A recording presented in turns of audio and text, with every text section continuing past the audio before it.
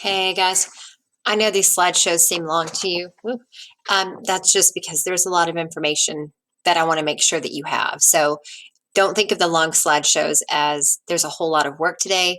Just think of it as you have a lot of notes. You have a lot to look back on. And if you have a printer at home and you want to print out the slideshow, you can do that and, put it in a notebook, glue it in a spiral, and it can be like your English notebook. And then you can have something to look back on as you're doing your work. Um, my son's at home, so I understand that online work can be difficult to kind of manage when you're used to doing it in paper with your spiral here with all the things you're looking at, and then your work is right here next to you. And this is different because you have to kind of scroll back and forth. So that's why the slideshows are so long. I just want you to have all of this information. And then that's why I make the videos, so maybe I can take all of the information and squeeze it down into an amount that makes sense to you. So today we're talking about compound sentences, compound subjects, and compound verbs. We've done it before. Remember, a subject is who or what the sentence is about, and it's a person, place, or thing. Remember that a verb is what's being said about the subject. What did the subject do? Remember that past tense verbs are what we see a lot. Sometimes today I run, yesterday I ran, today I jump, yesterday I jumped. So remember, maybe I can't always do it yesterday. I can't ran, but I can run. So yesterday I ran. So don't let that fool you. We're pretty good at finding subjects and verbs though. All right, so compound subjects and compound words. A compound subject is when there is more than one subject. Just like how a compound word is two words put together, like foot and ball, football. Compound subject just means you have two subjects. Compound verb just means you have two verbs. It might not be two, it could be three even, but you have more than one. And so if you want, you can practice a compound subject. Something and something did something. Mrs. Morgan and Mrs. Jenkins taught their classes. Now I can have a compound verb, which just means one person did two things. Mrs. J talked and gave a slideshow. So when I have a compound subject, we've been talking about subject-verb agreement. When I have a compound subject, if my subject is joined by and, my subject is automatically plural. If I have Jack and Jill, that's two people, right? So that's plural. So between these two examples, it wouldn't be Jack and Jill walks, because Jack and Jill are plural, and plural subjects get the no S verb. So if I have two people, that is plural. But if I have this crazy thing where sometimes my subjects are joined by or nor, I've got to look at the word after or. So either the microphone or the speakers are broken because I have two subjects, microphone, speakers, but they're not joined by and. So I don't have the microphone and the speakers. I have the microphone or the speakers.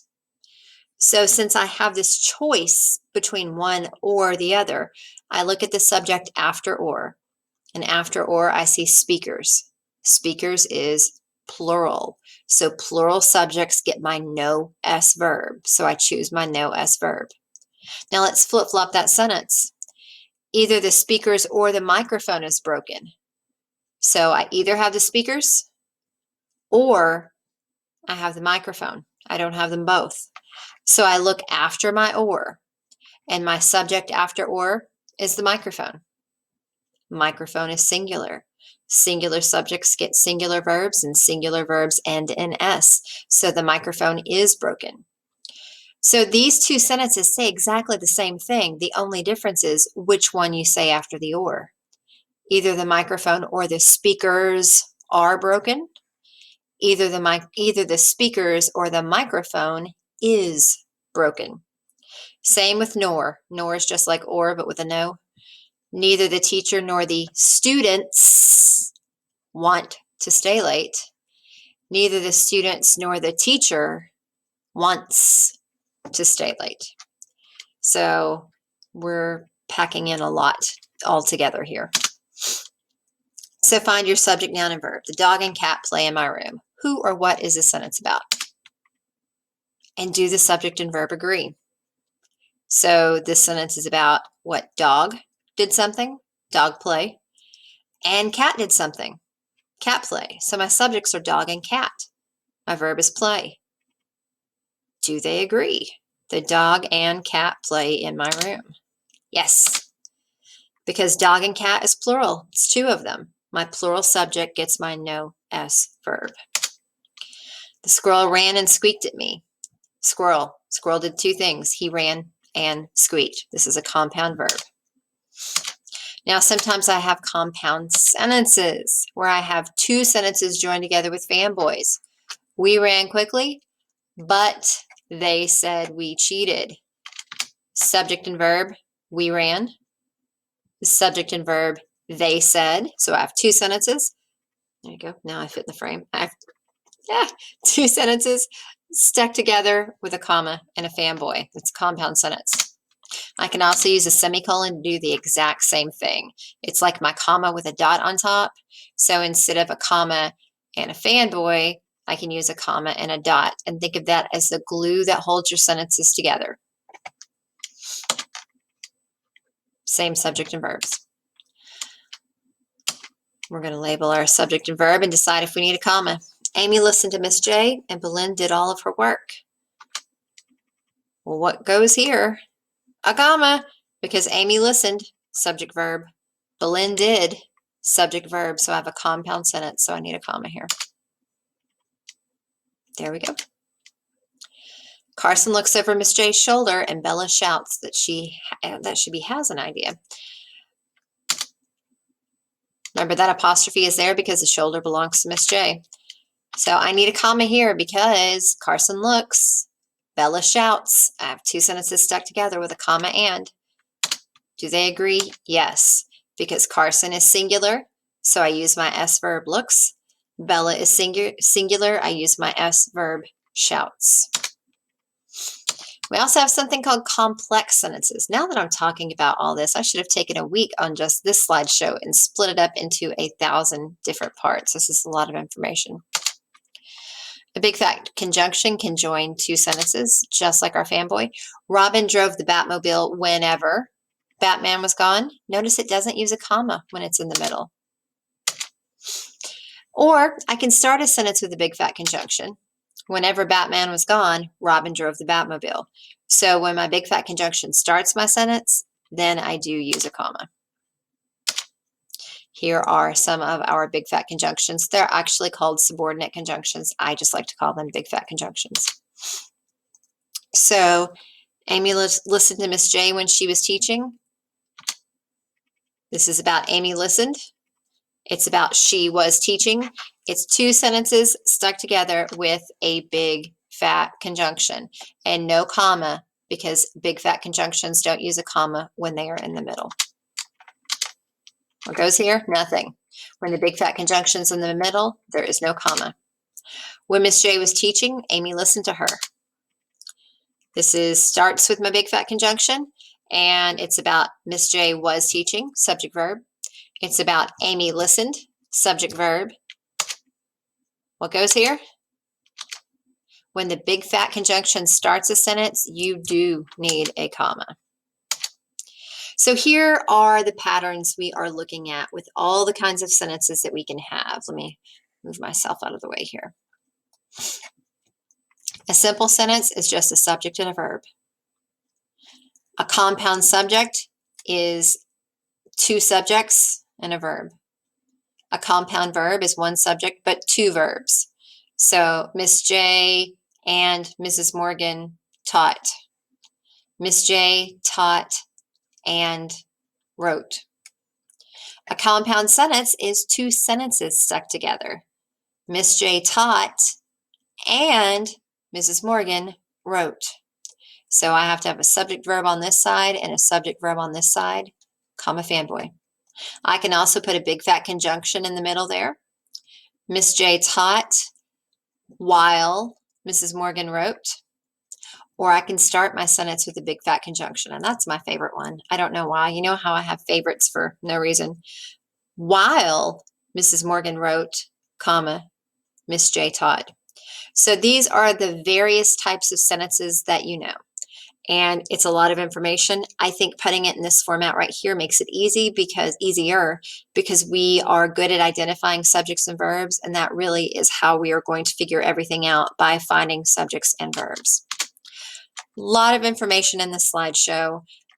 We will come back to this. Don't think that you have to have it memorized today, but we are going to start working with it.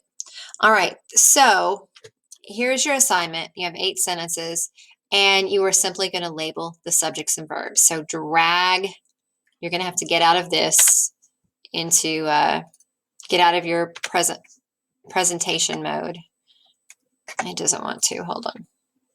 There we go. You're going to have to be in this view so that you can click on it, but drag one of the SNs to the subject of the sentence. Drag one of the V's to the verb in the sentence. Be careful, because a lot of these sentences have more than one subject, or they might have more than one verb, or they might have a subject and verb and a subject and verb. So you are looking at these different patterns right here. You might have 2 subjects but 1 verb. You might have 1 subject but 2 verbs. You might have a subject and verb and a subject and verb.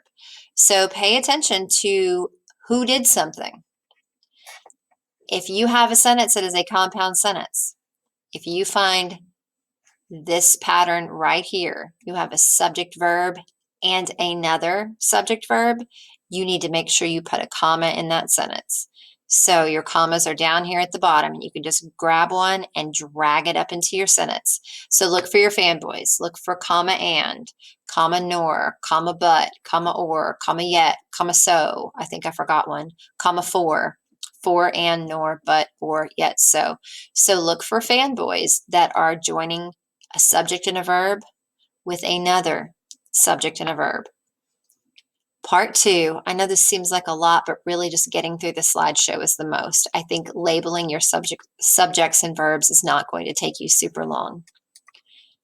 After you've done that, we are only going to look at sentences 1, 4, 5, and 6. So that means sentence 1, sentence 4, sentence 5, sentence 6. So in the box, I want you to type in what was the subject or subjects, it might have had more, what was the verb, and then tell me if they agree. So if you have a singular subject and an S verb, yes, they agree. If you have a plural subject and a no S verb, yes, they agree. But if you have anything else, then no, they don't agree. So basically, we are combining a lot of things together. We're combining finding our subjects and verbs in compound sentences, compound subjects, compound verbs. We're combining that with subject-verb agreement. So I have said before that being able to find subjects and verbs is one of our most important skills in the 4th grade, and here it is. As I walk through this, I can tell that this is going to be a little bit of a challenge for us, just because there are so many different options here, because we can see so many different types of sentences. And when we do see these different types, we have to decide, I don't need a comma, I don't need a comma, I do need a comma, I don't need a comma, I do need a comma. So that's really what we are practicing. We will come back to this often.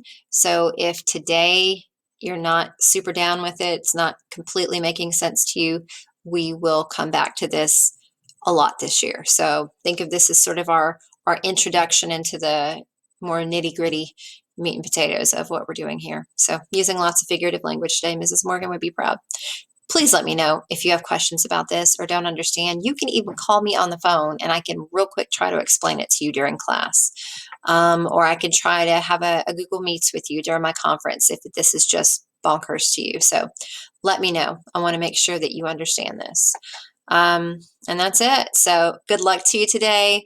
It's not as overwhelming as it seems. I think if you look at the slides and just start asking yourselves the questions, who or what is this sentence about? Label that subject. What's being said about that word? What did that word do? Label it verb. I think if you will just start with that, you will find this to be something that you can do. So good luck to you, and I will talk to you later.